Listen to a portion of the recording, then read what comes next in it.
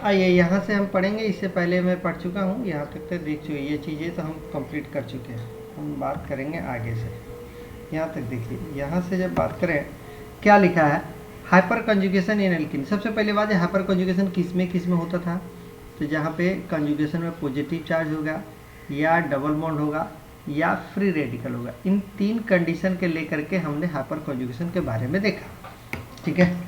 अब बात करते हैं यहाँ पे डबल बॉन्ड के बारे में। जब डबल बॉन्ड होगा तो कैसे होगा हाइपर कंजुगेशन के लिए, तो ये देखिए, ऑब्वियस सी बात है, ये डबल बॉन्ड है, ये सिग्मा बॉन्ड, यानी कि सिग्मा बॉन्ड, ये डबल बॉन्ड है, ये सिग्मा बॉन्ड है। सिग्मा बॉन्ड टूट करके यहाँ आता है और ये ओपन हो जाता है, यहाँ निगेटिव चार्ज आएगा।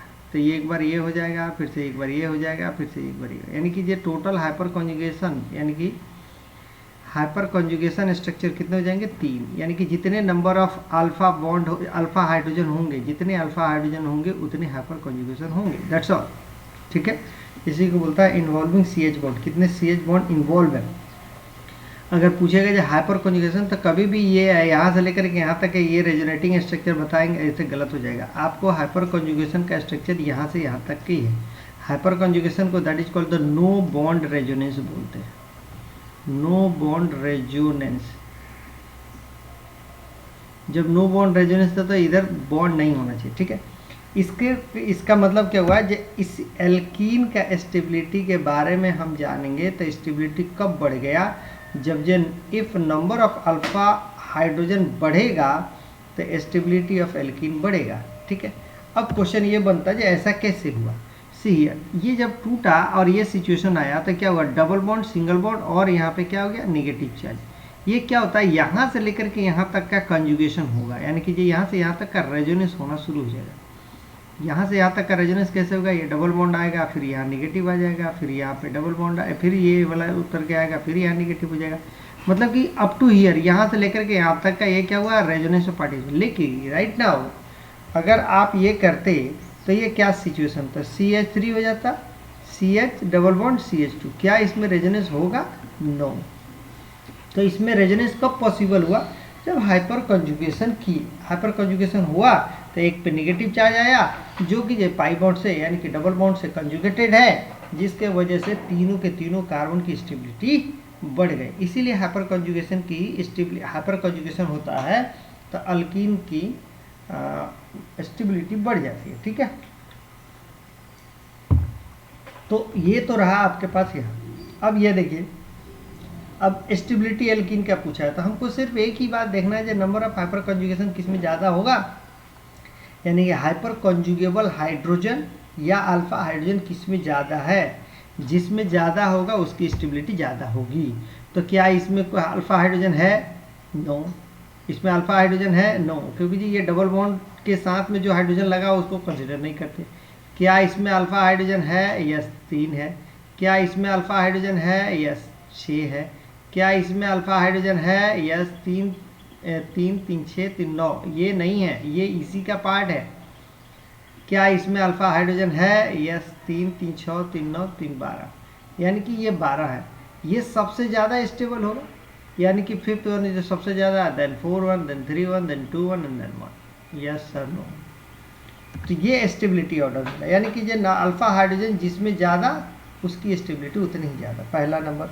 दूसरा क्वेश्चन देखिए, इसमें क्या पूछता है उसके बारे में बात हम करेंगे, बट दूसरा क्वेश्चन देखिए, इसमें है यहाँ डबल बॉन्ड है तो यहाँ पे अल्फा हाइड्रोजन होगा, यहाँ पे डबल बॉन्ड है तो अल्फा हाइड्रोजन यहाँ पे होगा, अल्फा हाइड्रोजन यहाँ पे होगा, अल्फा हाइड्रोजन यहाँ पे होगा। इस केस में अगर ऐसा है तो यहाँ पे 3 होगा, यहाँ पे 3 हाइड्रोजन होगा, यहाँ पे 2 होगा और यहाँ पे भी 2 होगा, यानी कि ये थर्ड वन सबसे ज़्यादा, then second one, then first one. Next बात करते हैं थर्ड केस में। ये देखिए, अल्फा हाइड्रोजन इसके बारे में 2 है, अल्फा हाइड्रोजन इसके लिए 3 है, अल्फा हाइड्रोजन इसके लिए 3 नहीं, ये 3 और 3 6, इसके लिए भी 3 और 3 6, इसके लिए अल्फा हाइड्रोजन ओनली 2।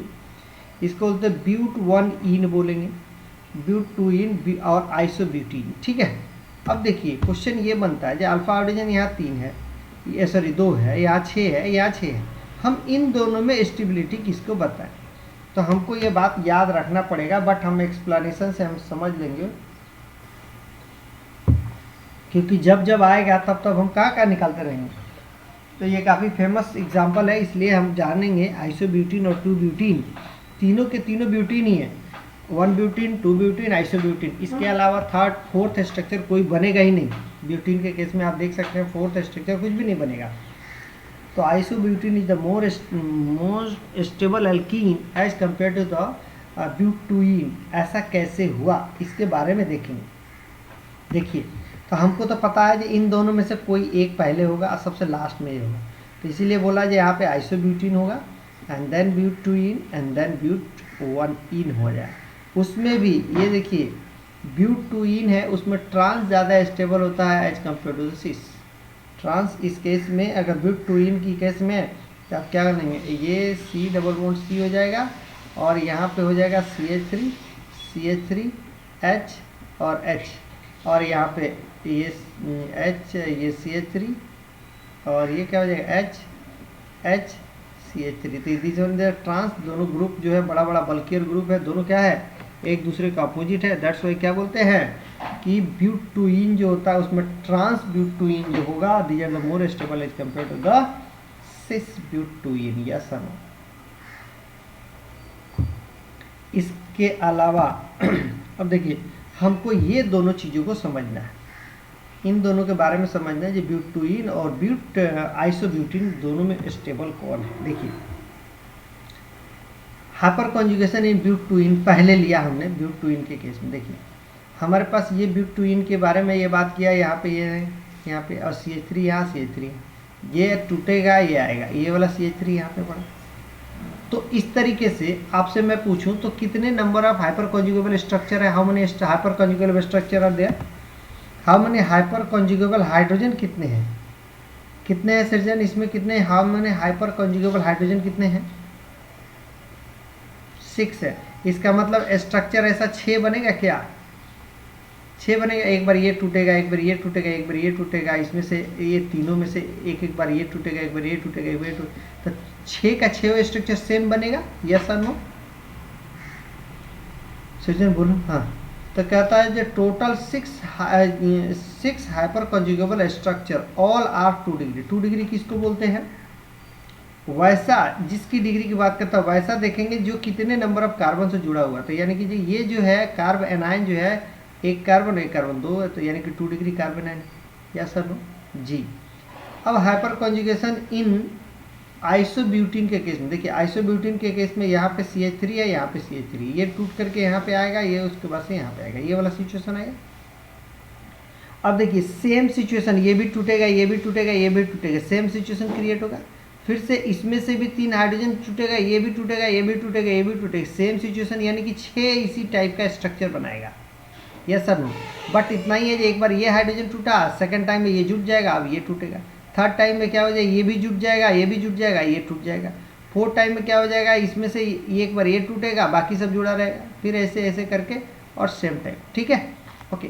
मैं आपसे पूछ रहा हूँ, आप ये क्वेश्चन बताना, CH2 - CH3 राइट, और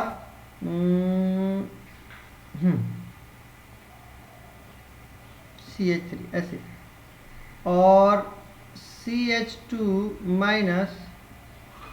CH3 एंड CH3, कुछ गलती लिख दिया मैं, एक मिनट, इसी को लिख देते हैं, इसी को लिख देते हैं। ये देखिए CH2 double bond CH and CH minus and CH3, और इस केस में CH2 double bond CH2 minus and CH3। इन दोनों में विच one is a more stable, ये और ये कौन सा स्टेबल है और क्यों?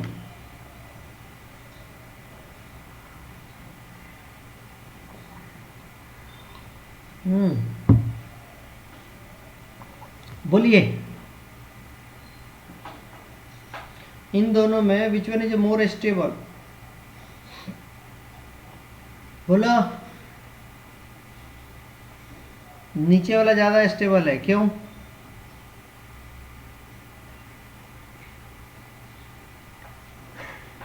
ओके, इन्होंने कहा जो इधर में प्लस आई इफेक्ट लग रहा है, कौन सा प्लस आई इफेक्ट देता है? ये प्लस आई इफेक्ट है। क्या नीचे वाला प्लस आई इफेक्ट नहीं देगा? ये वाला प्लस आई इफेक्ट नहीं देगा?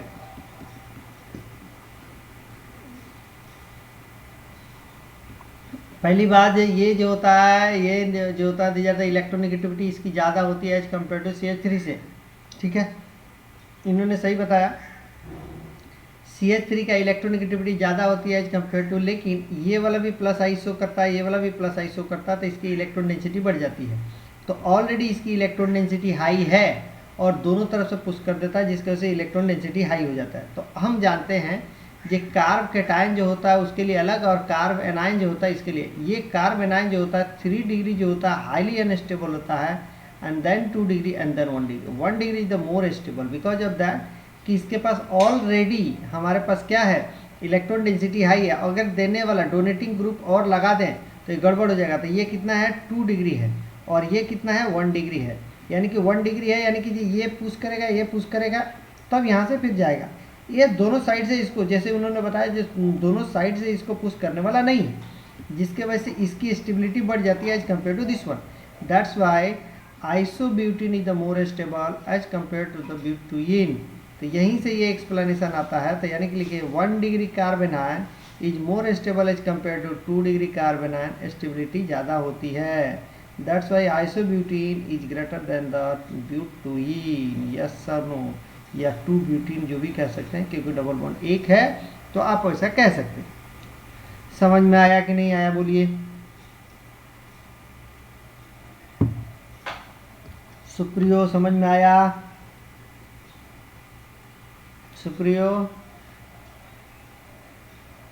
1 डिग्री कार्बोकेटाइन क्या होता है, 2 डिग्री कार्बोकेटाइन क्या होता है, हम लोगों ने पढ़े हैं नोमेनक्लेचर में।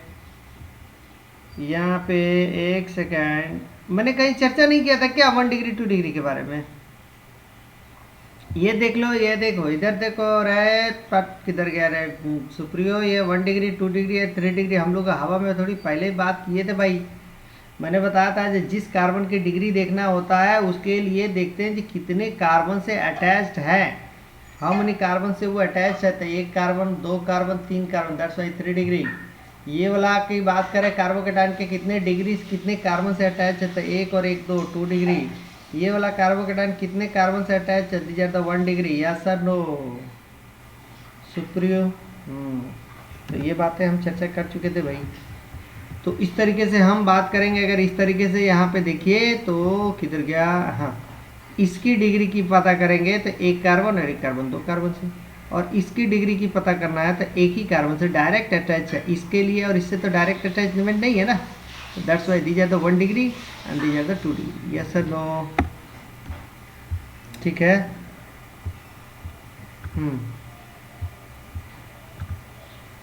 नेक्स्ट बात करेंगे हम,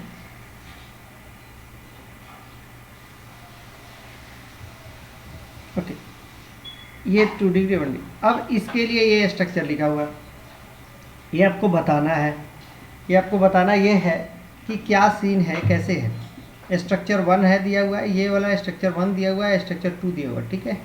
स्ट्रक्चर 1 2 और स्टेबिलिटी दोनों को बताना है। तो आप लोग देख करके बता सकते हैं। यहाँ पे देखिए डबल बॉन्ड ये पड़ा हुआ है और ये है इसे, तो कौन सा ज़्यादा स्टेबल है, आपको क्या देखना है इस केस में। अगर इसकी स्टेबिलिटी देखनी है तो आपको क्या देखना है, एक ही चीज़ देखनी है, क्या कि अल्फ़ा हाइड्रोजन किस में ज़्यादा है। जिसमें अल्फ़ा हाइड्रोजन ज़्यादा उसकी स्टेबिलिटी ज़्यादा। तो how many alpha hydrogen are there इसमें, ये सुप्रियो इसमें अल्फ़ा हाइड्रोजन कितने होंगे सुप्रियो? सुप्रियो किधर गया रे, तू बोल रहा है माइक ऑन करके, कितने? 1 के होंगे। अरे ये देखो, ये ऐसे है ना, डबल बॉन्ड है ना, यहाँ पे क्या है, कार्बन है, यहाँ पे क्या है, कार्बन है, यहाँ पे क्या है, कार्बन है। मैंने पहले ही बताया था आज इसकी वैलेंसी को कंप्लीट करने के लिए हम हाइड्रोजन को अपने से जोड़ते हैं। तो यहाँ पे 1 2 3, 1 हाइड्रोजन यहाँ होगा, और यहाँ पे 1 ही है और 2 बॉन्ड है तो 2 होगा। यहाँ पे कितना होगा, 3 हाइड्रोजन होगा। तो इसके साथ वाला जो होता है हाइड्रोजन, डबल बॉन्ड के साथ वाला होता है, उसको तो हाइपर कॉन्जुगल हाइड्रोजन नहीं बोलते ना, अल्फा हाइड्रोजन नहीं बोलते। अल्फा हाइड्रोजन डबल बॉन्ड से डायरेक्टेड जो कनेक्टेड होगा उसमें जितने नंबर ऑफ हाइड्रोजन होंगे that is the alpha hydrogen equal to 3। किधर से 1 लाया था, ठीक है, ओके। इसके लिए प्रांजीत, इसके लिए अल्फा हाइड्रोजन बताइए फटाफट, कितने, how many alpha hydrogen are there? Yes good. Same इसके लिए कर पाएंगे वंस अगेन। इसके लिए यहाँ पे देख लीजिए, यहाँ पे 1 2 3 है, 1 2 3 है, और बाकी इसके लिए 3 ही है। इसके लिए बात करें तो अल्फा हाइड्रोजन ये 6 और 6, ये अविनाश इन दोनों में विच one is more stable? Avinash,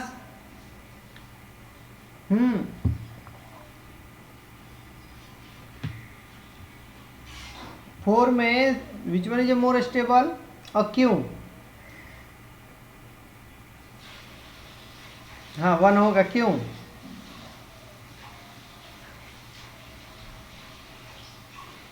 कहाँ पे बताइए? फर्स्ट वाले में कहाँ निगेटिव डन?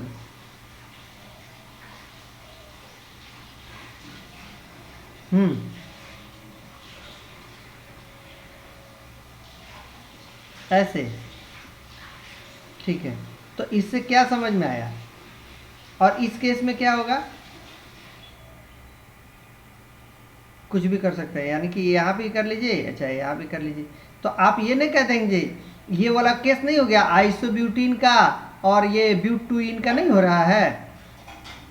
यही तो है, अभी तो हम लोगों ने एक्सप्लेनेशन देखा था। तो ये आइसोब्यूटीन का केस है, ये ब्यूटूइन का है ना। अरे ऐसे ही तो बनाते हैं साहब, बोलो। हाँ, तो ये आइसोब्यूटीन है, ये ब्यूटूइन है। चले सेम है ये 5th का आप देख सकते हैं, 6th का भी देख सकते हैं। 7th के लिए सृजन बताइएगा, 7th में विच वन इज मोर स्टेबल और क्यों?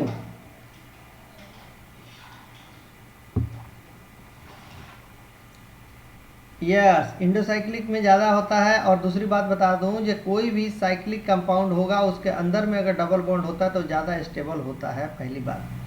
अगर सेम सब कुछ नेचर सेम है तो, और इसी को बाहर में अगर बॉन्ड लगा दिए तो इसको बोलते हैं एक्सोसाइक्लिक, और ये डबल बॉन्ड अंदर लगा देते हैं, दैट इज़ द इंडोसाइक्लिक। तो इसके लेकर के ये होता है, ठीक है। उसके अलावा सब देख लेंगे। और 10 नंबर क्वेश्चन में, 10 नंबर क्वेश्चन नंबर 10 में कैसे आप समझेंगे जो which one is more stable? Pranjit, आप पहले ये बताओ जो सबसे पहले जो आप कैसे समझेंगे कौन सा ज़्यादा स्टेबल है, बताइए।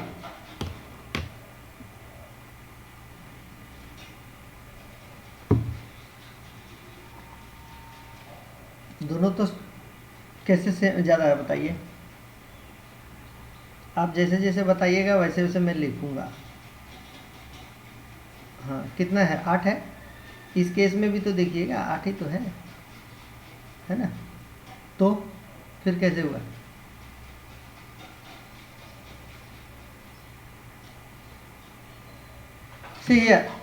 सेम नेचर का अगर कंपाउंड दिया होगा, जैसे कि ये साइक्लोहेक्सेन दो ठो साइक्लोहेक्सेन दे दिया, और डबल बॉन्ड किसी एक रिंग के अंदर ज़्यादा से ज़्यादा डबल बॉन्ड होता है, वो ज़्यादा स्टेबल होता है, ठीक है। यही 2 डबल बॉन्ड है ना, 2 डबल बॉन्ड ये दोनों रिंग के अंदर एक एक है, और ये दोनों के दोनों डबल बॉन्ड एक ही रिंग के अंदर आता है, और नंबर ऑफ अल्फा हाइड्रोजन ज़्यादा है, दैट्स वाई 10 नंबर, यानी कि ये 10 नंबर में फर्स्ट वाला जो है ज़्यादा स्टेबल है। यानी कि मैंने क्या बताया, किसी एक रिंग के अंदर ज़्यादा से ज़्यादा डबल बॉन्ड मिलता है अगर सेम नेचर का, पता चला जाए एक 6 मेंबर एक 5 मेंबर हो गया, दूसरा ऑप्शन में हो गया एक दोनों 6 मेंबर का हो गया, तो गलत हो गया, तब तो हमको दूसरा लॉजिक देखना पड़ेगा। लेकिन अगर सेम नेचर का होता है तो किसी भी रिंग के अंदर अगर नंबर ऑफ डबल बॉन्ड ज़्यादा हुआ तो वो ज़्यादा स्टेबल होगा, ठीक है।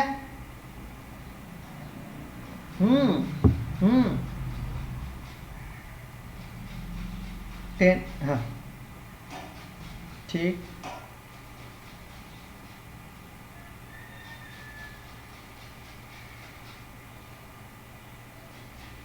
कौन सा ये? ओके ओके ओके ओके, सी ये आपने क्या कहा, ये वाला केस में, ये वाला और ये वाला कौन सा एरोमेटिक है, कौन सा एंटी एरोमेटिक, कौन सा एरोमेटिक?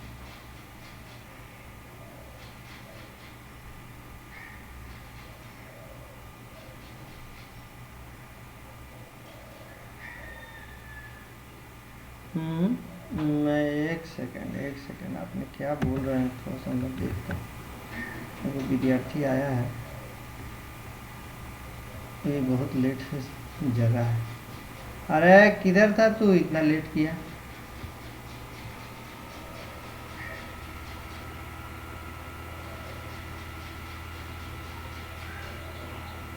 अरे सो गया था, आज ही सोया था कि रोज सोता है? ओके, आज ज़्यादा सो लिए।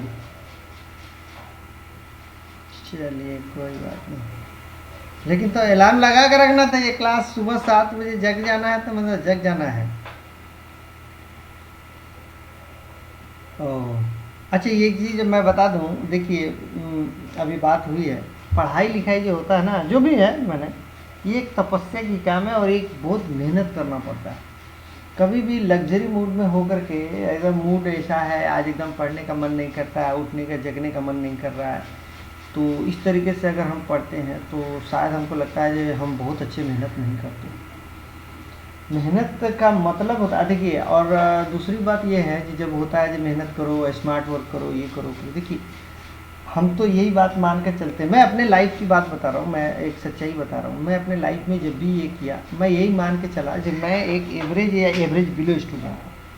मैं ऐसे मान के चलता था, तो मेरे पास सिर्फ एक ही ऑप्शन होता था जो क्या है, तो हार्ड वर्क। और हार्ड वर्क और स्मार्ट वर्क में सिर्फ डिफरेंस आता है आपकी मेहनत पे। जब तक आप मेहनत नहीं करेंगे, किसी बुक्स को, एक बुक्स को 4 बार नहीं पढ़ेंगे, एक बुक को 4 बार नहीं पढ़ेंगे, तब तक आप उस बुक को फिल्टर आउट नहीं कर सकते। और फिल्टर आउट करना ही वो एक मेहनत का कमाल है, नंबर 1।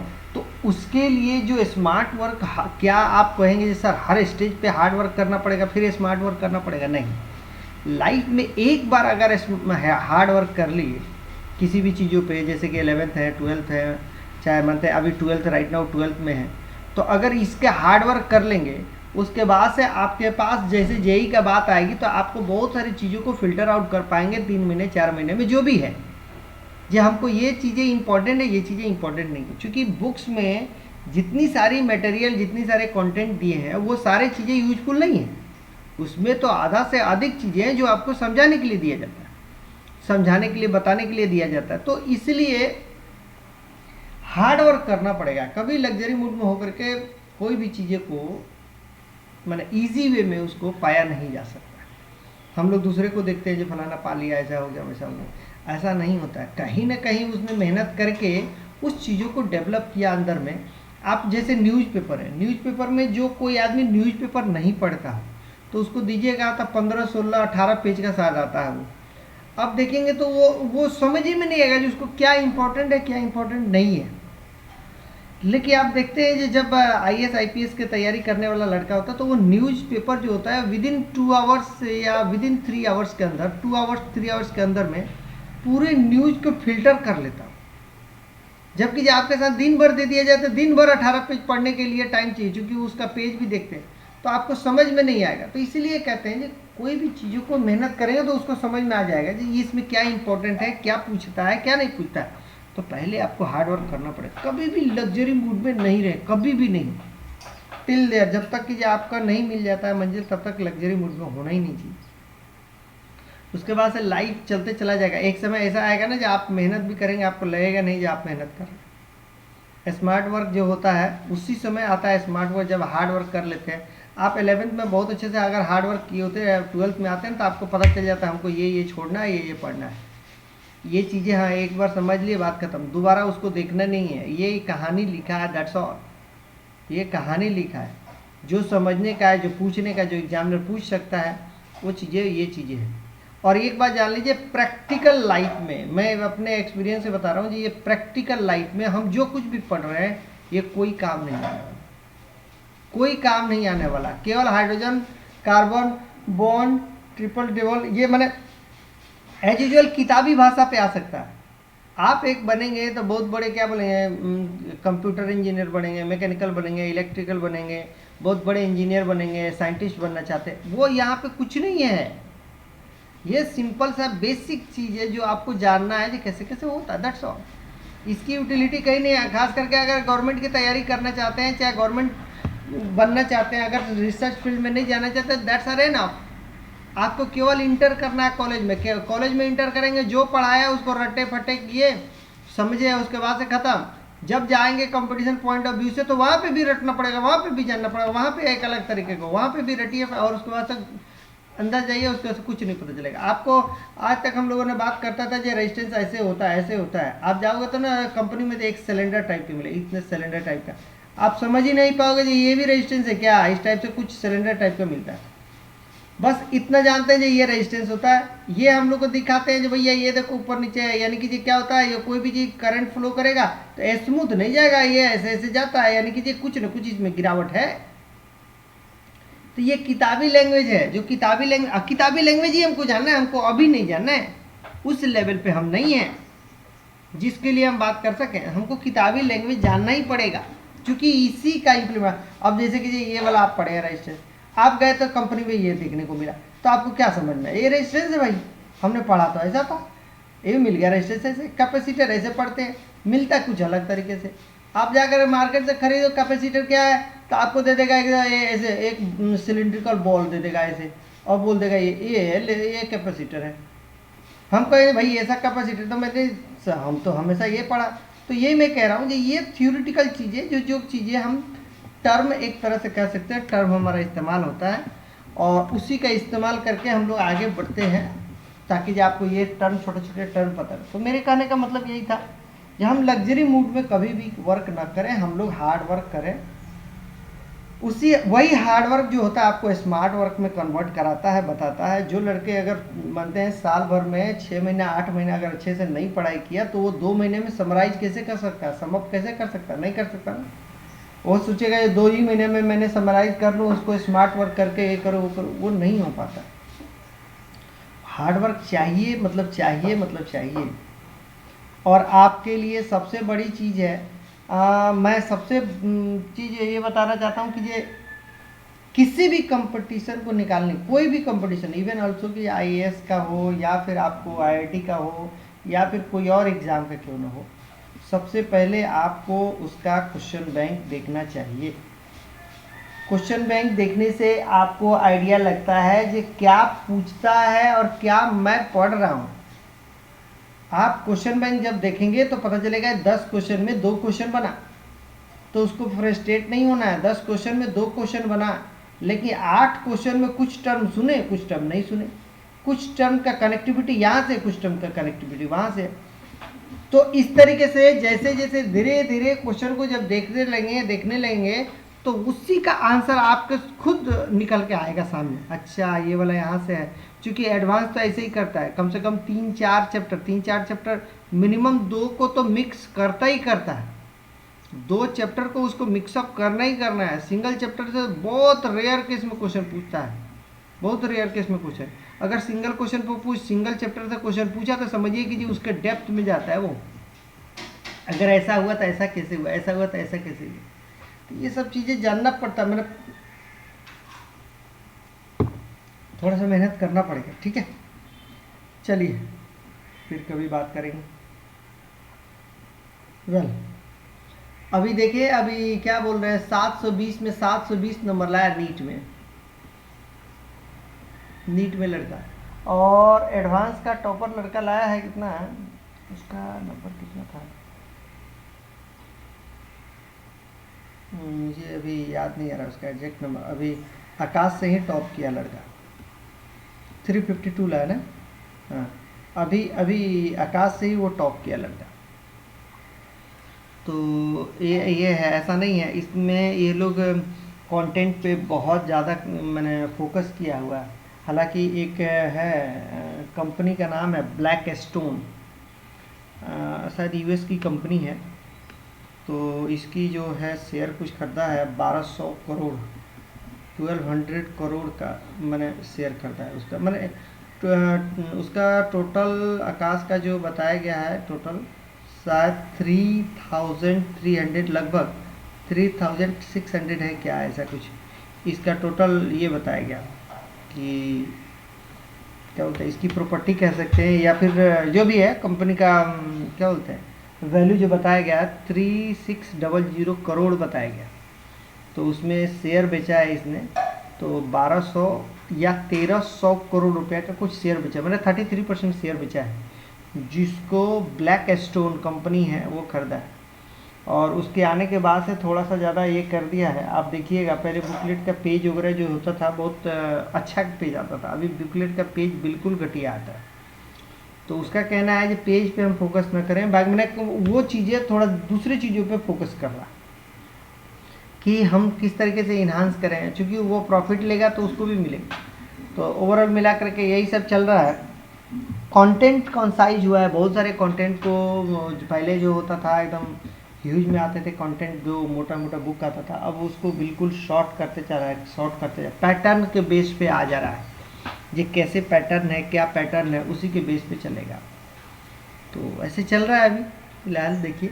और मैं तो यही कहूँगा जो सबसे पहला काम आपके पास राइट नाउ क्वेश्चन बैंक वगैरह कुछ नहीं ढूंढने की ज़रूरत है। कब ढूंढने की ज़रूरत है मैं बताता हूँ।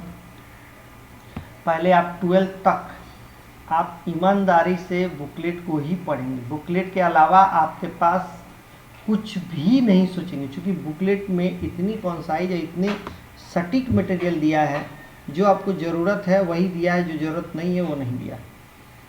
तो उसके बाद जब आपको ओवरव्यू पूरा मिल जाएगा, पूरी तरीके से सब्जेक्ट पे पकड़ बन जाएगा, आफ्टर दैट आपका एग्ज़ाम जब ख़त्म हो जाएगा तब आपको बहुत अच्छी तरीके से पढ़ाई पे लग जाना पड़ेगा।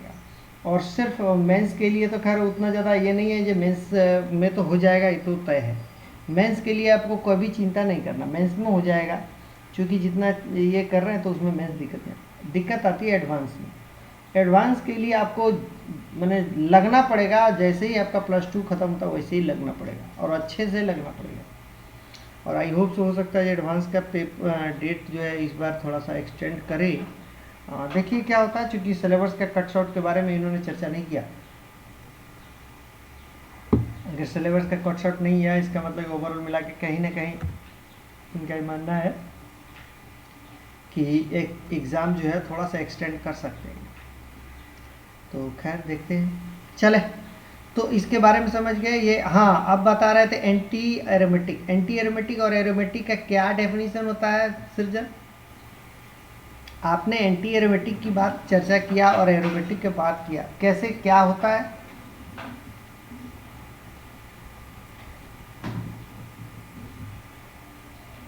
(4n + 2) 4n पाई इलेक्ट्रॉन, ठीक है। अब बोलिए कौन सा एरोमेटिक बताए, कौन सा एंटी एरोमेटिक बताए?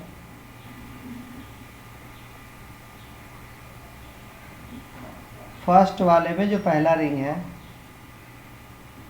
These are the anti aromatic. बाकी एरोमेटिक, ये एरोमेटिक एंटी एरोमेटिक एंटी, हाँ ओके। और देन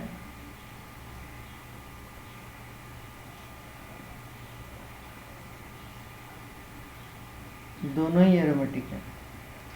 पहली बात बता दूं, दो कंडीशन आता है, एक होता है फ्यूज्ड स्टेट, एक होता है आइसोलेटेड स्टेट। ये फ्यूज स्टेट उसको बोलते हैं जो दो रिंग के बीच में एक कॉमन बॉन्ड बन जाता है, यानी कि दो रिंग के बीच में एक जो कॉमन बॉन्ड बनता है उसको बोलते हैं दीज आर कॉल्ड फ्यूज। जब भी बात करें एरोमेटिसिटी को काउंट करने का, तो ये पूरे इंटायर कंपाउंड के नंबर ऑफ पाई इलेक्ट्रॉन कितने होते हैं उसको हम काउंट करते हैं, ठीक है। लेकिन अगर यही बेंजीन, ये बेंजीन तो नहीं है, साइक्लोहेक्सेन है, अगर इस तरीके से बात करते, अगर ये सिंगल बॉन्ड से ऐसे जुड़ा होता ऐसे, तो हमको ये इंडिविजुअल का देखना पड़ता है, ये इंडिविजुअल का देखना पड़ता है, और तब हम बात करते हैं these are the aromatic, these are the aromatic, ठीक है।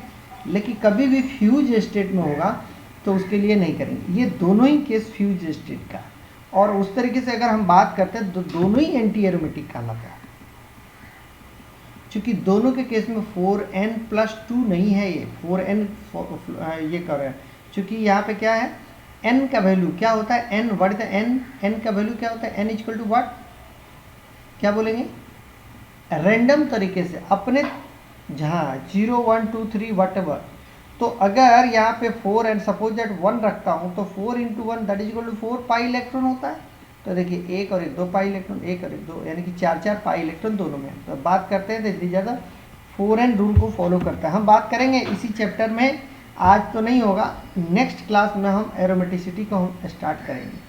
और हालांकि एरोमेटिसिटी एक कंपाउंड है, ये है एक अलग चैप्टर है, लेकिन हम जीओसी में भी उसको पढ़ते हैं और फिर वहाँ पे भी देखते हैं, लेकिन एज इट इज सेम चीज़ें होती है, इसलिए वहाँ पे नहीं देखेंगे, यहीं पे जीओसी में ही देखेंगे। खैर, तो यहाँ से क्या मिला, अल्फा इजकल टू क्या मिला, अल्फा 8 इलेक्ट्रॉन 8 इलेक्ट्रॉन, तो सेम रिंग के अंदर में होता है, तो उसको बोलते हैं क्या, 2 डबल बॉन्ड होता है, तो these are the more stable as compare to this one. ठीक है, इसके लिए भी बात करें तो ये देख लीजिए डबल बॉन्ड है, यहाँ पे 3 हो जाएगा, यहाँ पे 2 हो जाएगा, यहाँ पे 3 हो जाएगा, यहाँ पे 2 हो जाएगा। ठीक है, सेम एज इसके लिए देखेंगे तो फर्स्ट वाला ज़्यादा हो जाएगा स्टेबल एज कम्पेयर टू, केवल और केवल हम बात करें अल्फा हाइड्रोजन जिसमें ज़्यादा, उसकी स्टेबिलिटी ज़्यादा। ठीक है, इस केस की बात करें तो देखिए ये वाला बाहर में यहाँ पे पड़ा हुआ है, ये यहाँ पे पड़ा हुआ है, तो ये देख लीजिए, आपको देख करके पता चल जाएगा इसमें अल्फा हाइड्रोजन ज़्यादा है, तो this one is the more stable as compare to the first one. ठीक है, ठीक है। अब बात करते हैं हाइपर कॉन्जुगेशन इन टोलुइन। देखिए टोलुइन के केस में क्या होता है, इसी को बोलते हैं टोलुइन। CH3 जो जुड़ा हुआ रहता है बेंजीन के ऊपर में, CH3 जो लगा देते हैं दैट इज कॉल्ड टोलुइन।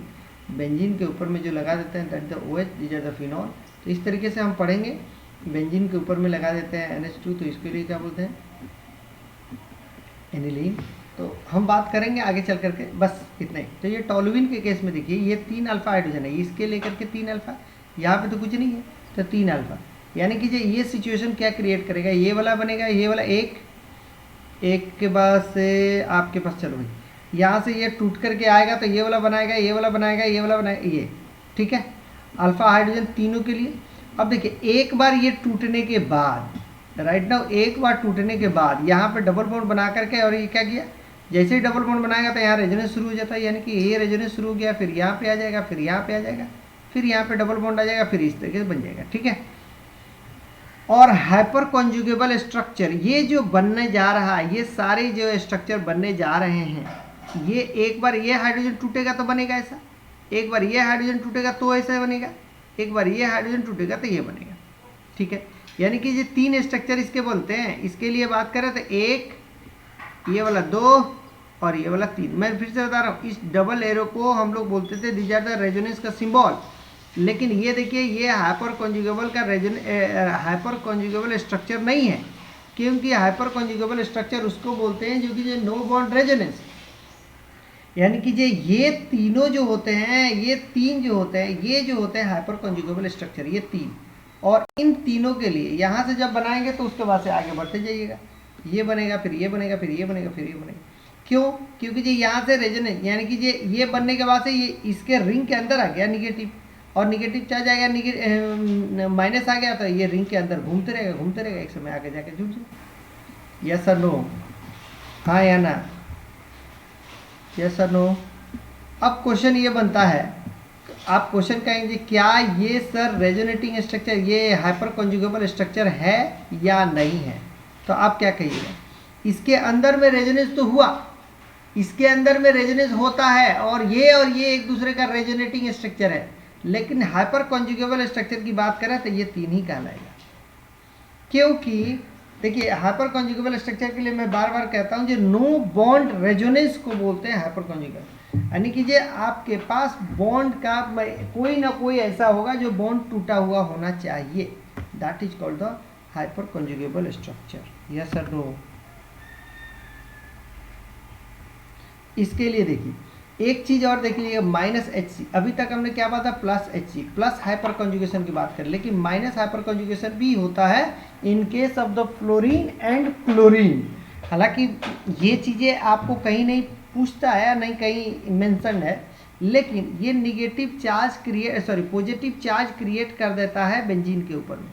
कैसे, ये -I यहाँ पे लगेगा, यानी कि -I स्ट्रॉन्ग -I लगेगा, इस पाई इलेक्ट्रॉन को क्या करेगा, सिस्टम को खींच लेगा, पाई इलेक्ट्रॉन खींच करके यहाँ डबल बॉन्ड बना देगा, और यहाँ पे ये टूट करके, यानी कि ये यूं कहेंगे, ये टूट करके माइनस, ये देखिए माइनस, ये प्लस, इस तरीके से यह कि एक बार ये टूटेगा, एक बार ये टूटेगा, एक बार, इसी को बोलते हैं। मैं बता रहा हूँ ये इंपॉर्टेंट नहीं है। -HC जो होता है ये fluorine as well as chlorine, यही 2 शो करता है, यहाँ पे ब्रोमीन और आयोडीन नहीं शो करता। ठीक है, ठीक है। अब एक बात करते हैं हीट ऑफ हाइड्रोजिनेशन, इसको बोलते हैं delta H. Heat of hydrogenation उसको बोलते हैं, यहाँ से आप ये ना समझ लीजिए हीट ऑफ हाइड्रोजिनेशन, हाइड्रोजिनेशन का मतलब होता है हाइड्रोजन को ऐड करो, सिंपल सा बात है।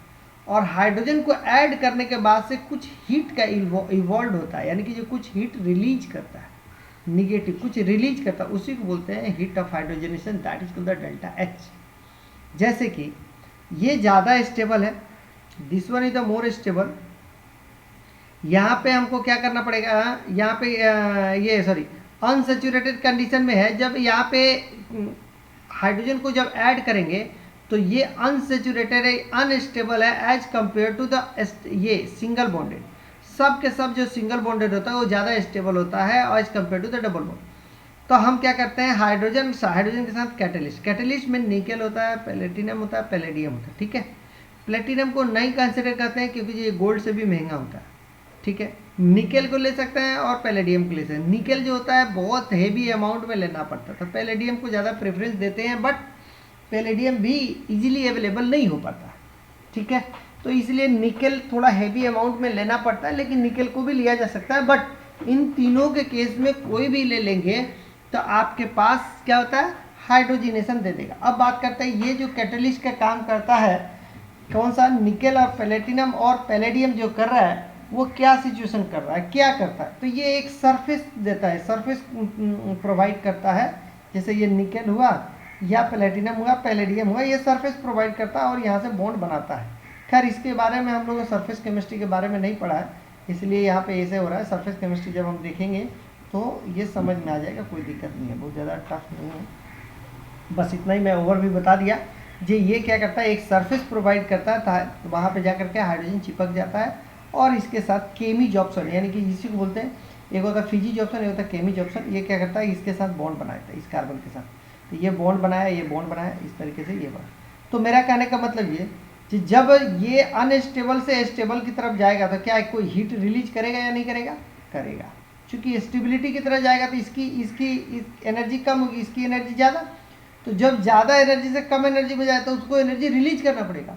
That's Y delta x kilo joule अगर होता है सपोज, तो इसी को बोलते हैं हीट ऑफ हाइड्रोजिनेशन, ठीक है। Okay, same as triple bond के केस में भी अनसैचुरेटेड है, तो ट्रिपल बॉन्ड के केस में भी सेम एज हाइड्रोजन और कैटलिस्ट लेते हैं, यानी कि ये कैटलिस्ट तीनों में से कोई भी ले लेते हैं तो ये सिंगल बॉन्ड में कन्वर्ट कर देगा, यहाँ से और यहाँ तक कन्वर्ट कर देगा, ठीक है। तो यहाँ पे आप समझ गए -y किलो जूल हो जाएगा, ठीक है, ठीक है। या किलो जूल बोले, किलो कैलोरी बोले, जो भी यूनिट दिया रहेगा उसमें आप कर सकते हैं। खैर यहाँ से आपने हीट ऑफ हाइड्रोजन, अब एक चीज़ समझिए, जो जितनी ज़्यादा स्टेबल होगा वो उतनी ज़्यादा हीट एनर्जी रिलीज करेगा, या जो जितनी ज़्यादा स्टेबल होगा वो उतना कम करेगा। क्या सिचुएशन क्रिएट होगा, आपसे ये मैं पूछता हूँ, आप ये बताना,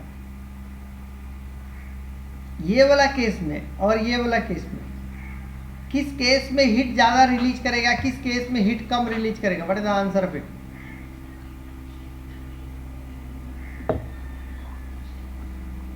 हालांकि सेकंड बॉन्ड वाले ज़्यादा करेगा, क्यों, यस इसमें 2 डिसोसिएशन एनर्जी भी लगेगा, इसको तोड़ने के लिए एनर्जी भी 1 लगेगा, इसमें तोड़ने के लिए 2 लगेगा। इसकी एनर्जी बढ़ा दिया मैंने, इसकी एनर्जी भी बढ़ा दिया। अब देखिए ये कन्वर्ट हो रहा सिंगल बॉन्ड में, ये भी कन्वर्ट हो रहा सिंगल बॉन्ड में, तो इसको ज़्यादा एनर्जी दिया ना, तो ये सिंगल बॉन्ड में कन्वर्ट हो गया। इसका मतलब क्या हुआ, सेम इसका और इसका एनर्जी लेवल अभी सेम है।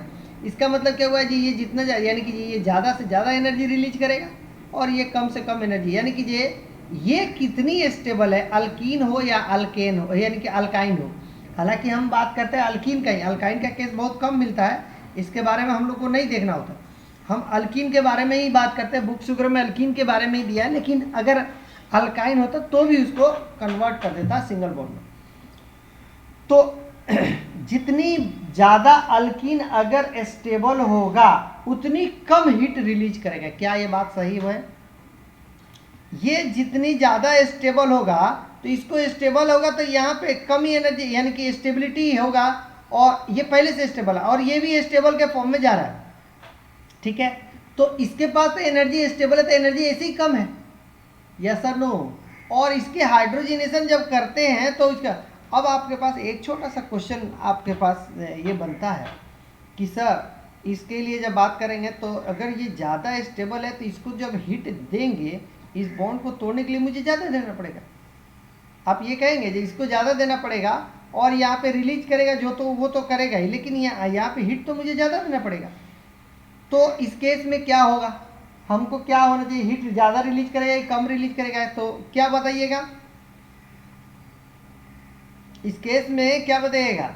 मतलब क्या, मेरे कहने का मतलब क्या हुआ, जितनी ज़्यादा स्टेबल होगा उतनी हीट ऑफ हाइड्रोजनेशन कम होगा। बिकॉज ऑफ दैट कि अब हम बात जो कर रहे हैं, हम जो बात बेसिकली जो कर रहे हैं हीट ऑफ हाइड्रोजनेशन के केस में, यहाँ पे एनर्जी कितनी है, यहाँ पे एनर्जी कितनी है, इन दोनों के बीच की डिफरेंस जितनी आती है उतनी एनर्जी ये रिलीज करेगा, ठीक है। तो यहाँ पे अगर सपोज दैट 10 किलो जूल मैं मान लेता और यहाँ पे फाइनली इसका 5 किलो जूल है, तो हम ये एज्यूम करते हैं कि हीट ऑफ हाइड्रोजनेशन कितने हो जाएंगे, 5 किलो जूल हो जाएंगे। यानी कि ये अगर ये बहुत ज़्यादा स्टेबल होता तो ये 7 किलो जूल होता और ये 5 किलो जूल। तो राइट नाउ डेल्टा एच का वैल्यू हम क्या निकालते हैं, 2 किलो जूल। चूँकि ये जो हीट ऑफ हाइड्रोजन यानी कि जो ये हीट देते हैं, तोड़ने के लिए बात करते हैं, डिसोसिएशन एनर्जी की बात करते हैं, वो सिर्फ समझने के लिए है। ये तो कैटलिस्ट है, कैटलिस्ट रिएक्शन को फास्ट कर देता है। तो हम लोग इतना ही समझे इस सिस्टम का एनर्जी कितना है, इस सिस्टम का एनर्जी कितना है, इन दोनों के बीच का डिफरेंस कितना है, and that is called the heat of hydrogenation. तो ये जितनी ज़्यादा स्टेबल उतनी कम एनर्जी रिलीज करेगा। यहाँ पे देखिए ये डेल्टा एच का वैल्यू और स्टेबिलिटी ऑफ द एल्कीन, यानी कि स्टेबिलिटी ऑफ एल्कीन बहुत ज़्यादा होगा तो हीट ऑफ हाइड्रोजनेशन क्या होगा, कम होगा। दैट्स ऑल, एक ही फंडा है, स्टेबिलिटी जितनी ज़्यादा हीट ऑफ हाइड्रोजनेशन उतनी कम, दैट्स ऑल, ठीक है। हम क्योंकि जी वहाँ पे हम कंफ्यूज हो जाते हैं हम लोग कि जी यहाँ पे हीट देंगे तो जब स्टेबल है तो बहुत ज़्यादा हीट देंगे तो बहुत ये करेंगे, तो उसके लिए हमारे पास कोई कैलकुलेशन नहीं होता है कि कितना हीट देना है, क्या करना है, दैट्स ऑल। तो हम एक ही चीज़ जानते हैं, हीट ऑफ हाइड्रोजनेशन मतलब प्रोडक्ट का एनर्जी कितना है, रिएक्टेंट का एनर्जी कितना है, माइनस करते हैं उतना हम कहते हैं जो हीट ऑफ हाइड्रोजनेशन उतना ही हुआ, ठीक है। आइए यहाँ पे बात करेंगे इस केस के लिए। अब यहाँ पे देखिए इन्वर्सली, तो अब बोला है जो ऑर्डर ऑफ डेल्टा एच का वैल्यू बताना है, 5 6 दिया हुआ। अब आपको बताना है जो ऑर्डर क्या होगा। तो अब कैसे आंसर करेंगे बोलिए। अगर इसका आंसर करना है जो हीट ऑफ हाइड्रोजनेशन यानी कि डेल्टा एच का वैल्यू सबसे ज़्यादा किस में होगा, तो सबसे ज़्यादा उसी में होगा जो ज़्यादा अनस्टेबल होगा। यस सर को नो, ये जितना ज़्यादा अनस्टेबल है यानी कि स्टेबिलिटी जितनी कम उतनी ज़्यादा है उसके लिए। अब स्टेबिलिटी कम कैसे होगा, ये अल्कीन के केस में अभी बताया था। तो अल्फा हाइड्रोजन देख लेते हैं, जिसकी अल्फा हाइड्रोजन ज़्यादा उसकी स्टेबिलिटी ज़्यादा, और जिसकी स्टेबिलिटी ज़्यादा उसके लिए स्टेबिलिटी ज़्यादा, और जिसकी स्टेबिलिटी ज़्यादा उसकी हीट ऑफ हाइड्रोजनेशन कम, ठीक है, ठीक है।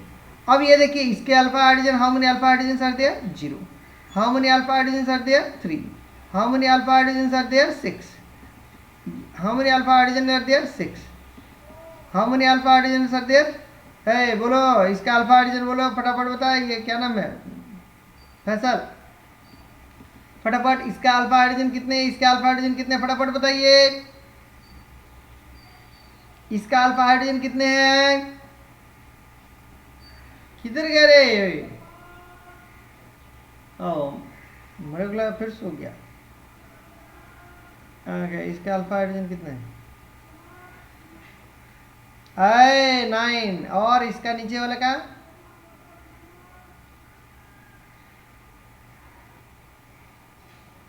12। ये वाला कंसीडर नहीं किया, गुड गुड गुड, ये इसका है, इस कार्बन का है ना, ओके गुड। हाँ तो 9, तो विच one is more stable in सब में, सबसे ज्यादा स्टेबल कौन होगा, हाँ आप ही को पूछ रहा हूं, नंबर 1 सबसे ज्यादा स्टेबल ये वाला है, नो अभी तो बताया मैंने अल्फा हाँ ये एब्सोल्युटली, अगर ये बहुत ज़्यादा स्टेबल होगा तो हीट ऑफ हाइड्रोजन ज़्यादा होगा या कम होगा?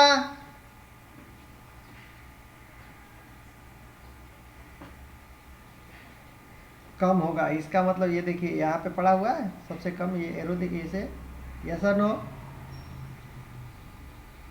ओके, यहाँ से लेकर के यहाँ तक सजा देंगे। अब इस केस में कौन सा ज़्यादा स्टेबल है यहाँ पे?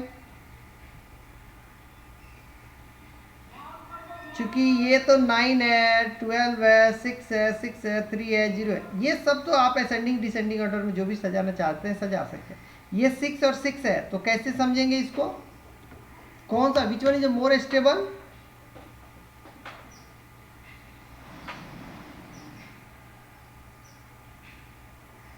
ओके, सुप्रियो कौन सा ज्यादा स्टेबल है? फोर्थ वाला, क्यों?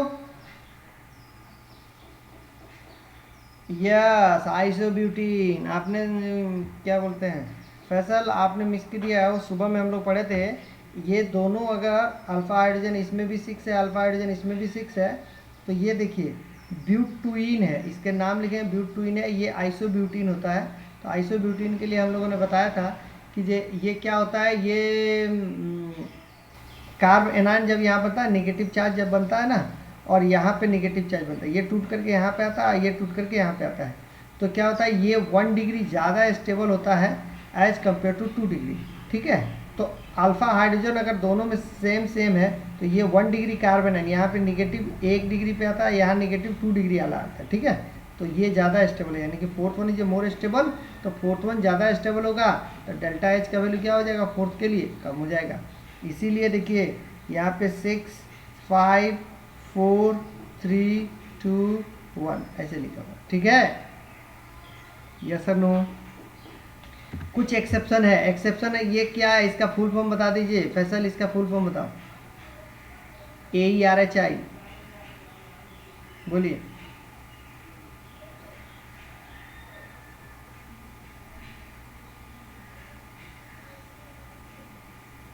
इसके लिए फुल फॉर्म मैंने क्या इसको बताया, इसके लिए फुल नेम इसका क्या होगा?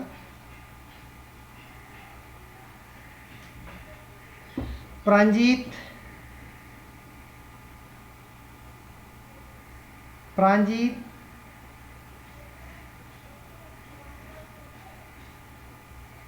प्रांजीत,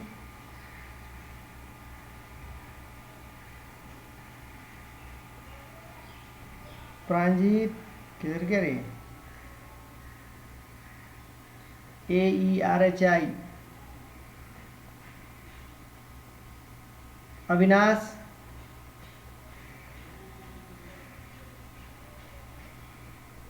ओके गुड, रेजोनेंस,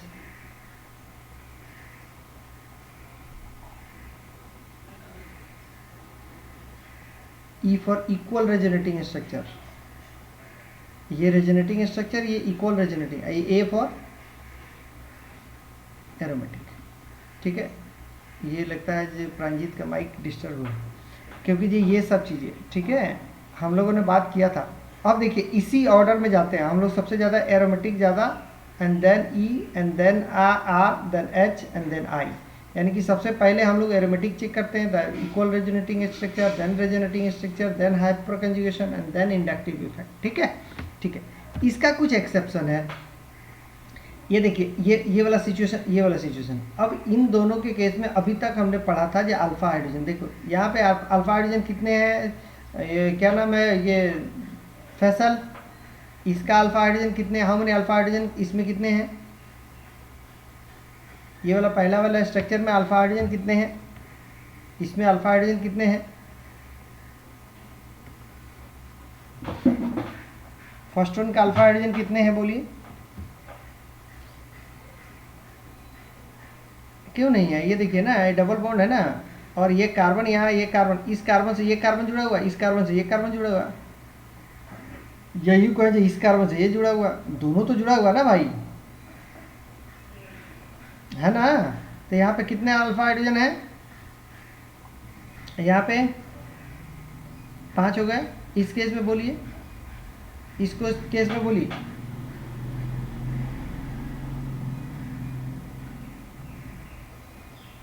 गुड। तो इसका मतलब क्या, टोटल यहाँ पे ये वाला कार्बन, ये कार्बन है तो इससे जुड़ा, ये इससे जुड़ा, इसका मतलब टोटल अल्फा हाइड्रोजन यहाँ पे क्या हुआ 4। तो हम लोग को कहना क्या चाहिए, जिसका अल्फा हाइड्रोजन ज़्यादा वो ज़्यादा स्टेबल, अभी तक यही पढ़ रहे हैं। अल्कीन के केस में जिसका नंबर ऑफ अल्फा हाइड्रोजन ज़्यादा वो ज़्यादा स्टेबल, ये ऐसे ही पढ़ रहे थे। ठीक है, अगर ये पढ़ रहे हैं अल्फा हाइड्रोजन ज़्यादा तो फिर तो ये स्टेबिलिटी तो इसीलिए लिखा हुआ एक्सेप्शन। अब इसका कारण क्या होता है, ये वाला ज़्यादा स्टेबल होता है, अल्फा हाइड्रोजन कम होने के बावजूद भी ज़्यादा स्टेबल होता है। इसका कारण क्या होता है, सही है देखिए, इसके लिए सृजन, इसका हाइब्रिडाइजेशन कितना है, इस कार्बन का हाइब्रिडाइजेशन कितना है sp2, इसके हाइब्रिडाइजेशन कितना है sp2, इसका क्या हाइब्रिडाइजेशन कितना है sp3, इसका हाइब्रिडाइजेशन कितना है sp2, इसका हाइब्रिडाइजेशन कितना है sp3, इसका sp3। ठीक है, ओके। अब देखिए इस केस में अगर बात करें तो ये सब के सब sp3 है, आप ये बता रहे थे जो sp3 है। ठीक है, sp3, जब sp3 है तो इसके लिए एंगल कितना होगा, इसका फैसल, इसका एंगल कितना होगा, ओए सृजन, इसका एंगल कितना होगा 109.28 मिनट। ठीक है, ओके, ये होता है। अगर ये 129, अगर ये सृजन ये बताइए, अगर ये है, अगर ये sp2 है तो इसके लिए इसका एंगल कितना होगा 120 डिग्री। राइट नाउ ये कितने एंगल पे है, अभी एक ट्रायंगल बनाइए, कितना एंगल पे है,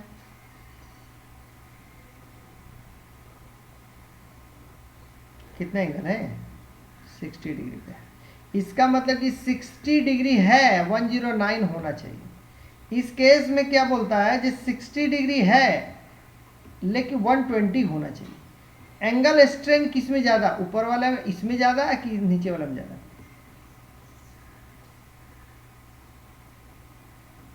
एंगल स्ट्रेन किस में ज़्यादा, इसमें ज़्यादा या नीचे वाले में ज़्यादा,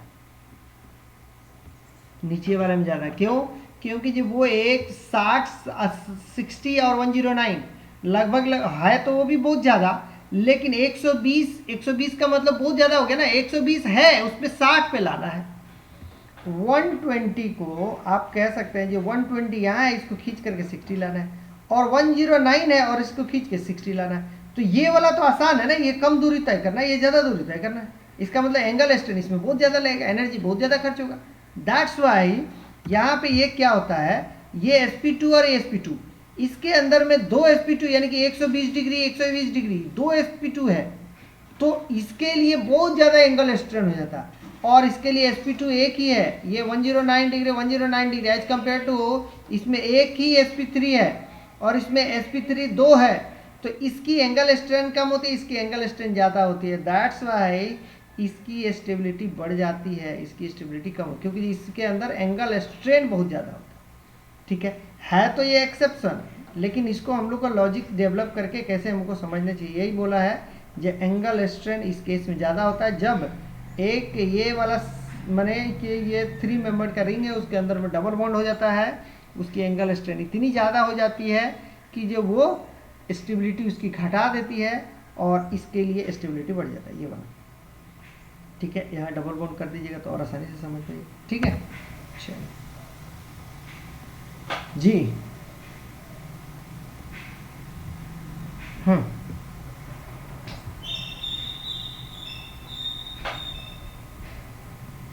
हाँ इस केस में आपने 60 से कम बता, क्यों आपकी आवाज़ नहीं आ रही। अच्छा ये जो बाकी लोगों की आवाज़ जा रही है कि नहीं जा रही है, प्रॉपर तरीके से बोलो। सुप्रियो, फैसल, अमीना, ये आवाज़ जा रही है, मेरी आवाज़ जा रही है प्रॉपर? कहाँ गया भाई फैसल, फैसल,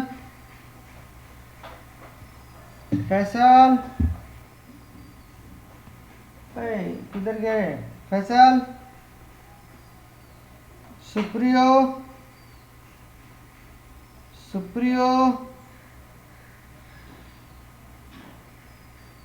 सुप्रियो किधर है? सबका डिस्टर्ब हो गया क्या? कहाँ गए?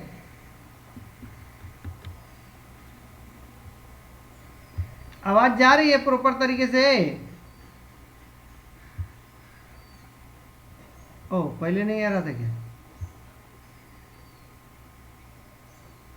ओके ओके ओके, आइए। तो मैं कह रहा था, किधर गया सृजन? हाँ, क्या बोल रहे थे आप?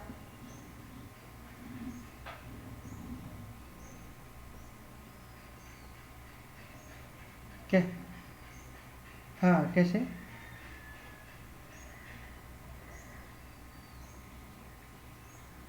हाँ, मैंने ठीक बोल रहे हैं, वो तो एज्यूम किया गया है, एज्यूम किया गया, बात सही है। कहने का मतलब आप कह रहे हैं जी इसमें रेजोनेंस तो होगा नहीं, तो डबल बॉन्ड सिंगल बॉन्ड तो दोनों का डिफरेंस हो जाता है, तो इसलिए वो बात सही है, लेकिन हम लोग एज्यूम करते हैं ये ताकि जी एंगल स्ट्रेंथ हो। ठीक है, ओके। ये देखिए हाइपर कॉन्जुगेशन लिखा हुआ है इन फ्री रेडिकल के केस में, तो सेम है, ये बहुत आसान है और सेम पहले जैसे है, इसमें कुछ वैसा कुछ नहीं है।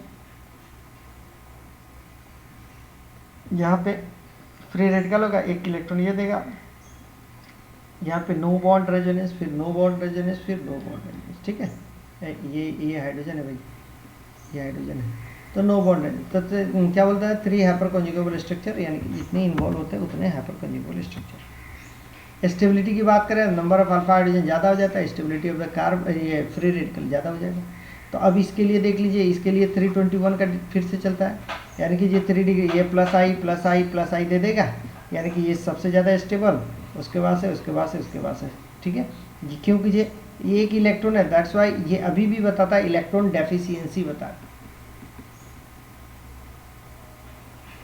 है, इलेक्ट्रॉन डेफिशिएंसी, अभी भी इलेक्ट्रॉन डेफिशिएंसी है, इसीलिए प्लस आई मिल जाएगा तो ज़्यादा स्टेबल हो जाएगा। ठीक है, ओके, इसको प्लस आई देने वाला कोई नहीं है, तो सबसे कम स्टेबल होगा। ठीक है, ठीक है।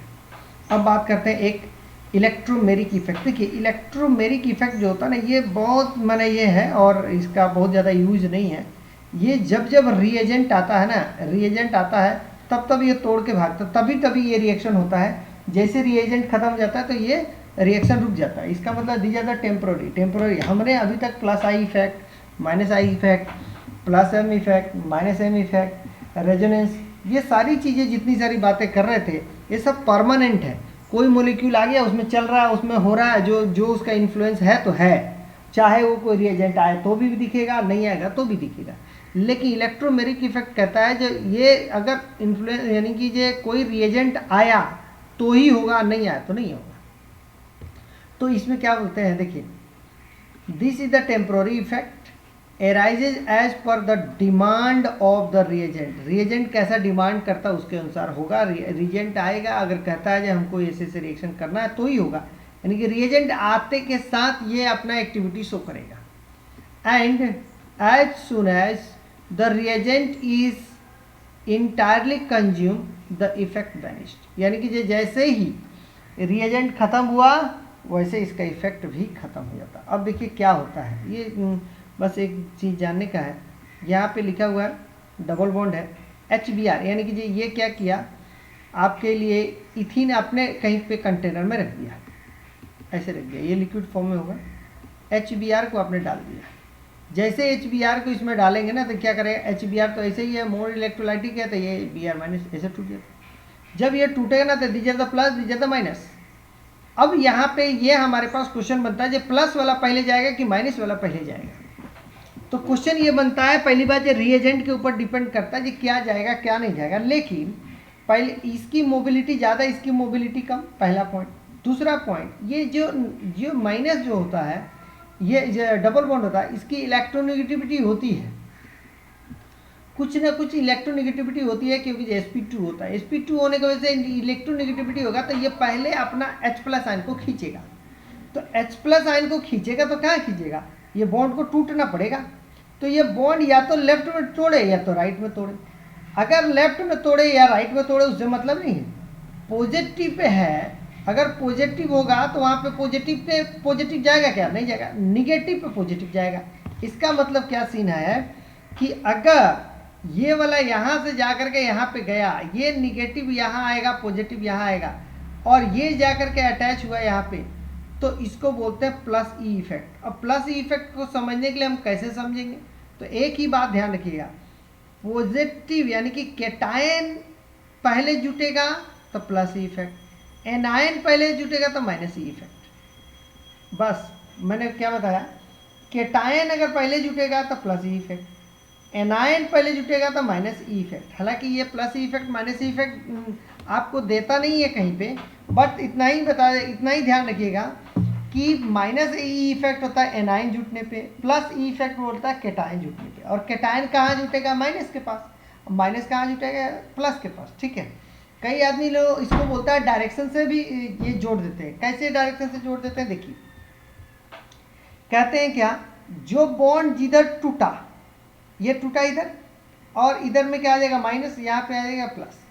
तो कहते हैं कि अगर जिधर टूटा उधर ही जा करके कोई भी रिएजेंट जाके चिपक गया तो इसको बोलते हैं दैट द प्लस ई। तो ऑब्वियस बात है, जिधर टूटेगा उधर निगेटिव आएगा, इधर निगेटिव आएगा तो पॉजिटिव जाएगा, चिपकेगा, दैट्स वाई प्लस ई। और बोलते हैं कि जिधर टूटा उधर प्लस ई, और जो अपोजिट में उसको बोलते हैं माइनस ई। समझ पाए?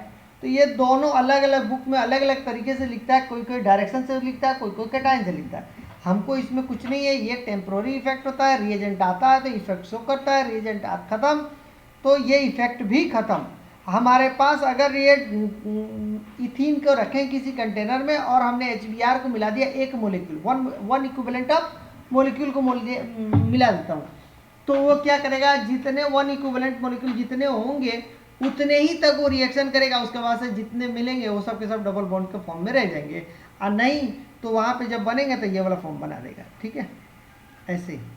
अब कहेंगे जी सर उसमें दोनों एग्जिस्ट करेगा, दोनों एग्जिस्ट करेगा, ये बॉन्ड तो ज़्यादा स्ट्रांग होता है और इसके पास तो मजबूरी है, ये तो कुछ कर ही नहीं सकता क्योंकि ये ऐसे ही रह जाएगा, इसके पास HBr जितना आएगा उतना ही टूटेगा।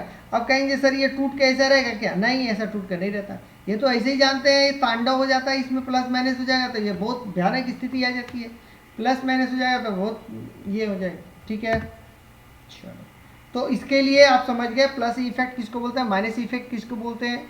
बॉन्ड जिस साइड में टूटेगा उसको प्लस इफेक्ट बोलते हैं, या जो कैटायन पहले यानी कैटायन या एनायन, हालांकि कैटायन जब जिधर जुटेगा उसको प्लस इफेक्ट बोलते हैं, एनायन जिधर जुटेगा उसको माइनस इफेक्ट। दैट्स ऑल, इसमें इसके अलावा और कुछ जानना जरूरत नहीं है इसमें। ठीक है, ओके। एप्लीकेशन जी, हाँ सिंपल सर, इलेक्ट्रोमेरिक इफेक्ट इसी को बोलते हैं, बस इतना ही है। Electromeric, E for electromeric effect आता है इलेक्ट्रॉन की शिफ्टिंग की वजह से जो इफेक्ट जनरेट होता है, that is called the electromeric effect, क्योंकि जो ये इलेक्ट्रॉन शिफ्ट हो रहा है इधर जाएगा चाहे इधर जाएगा, इसी के वजह से ये जो प्रोसेस हो रहा है, दैट्स ऑल।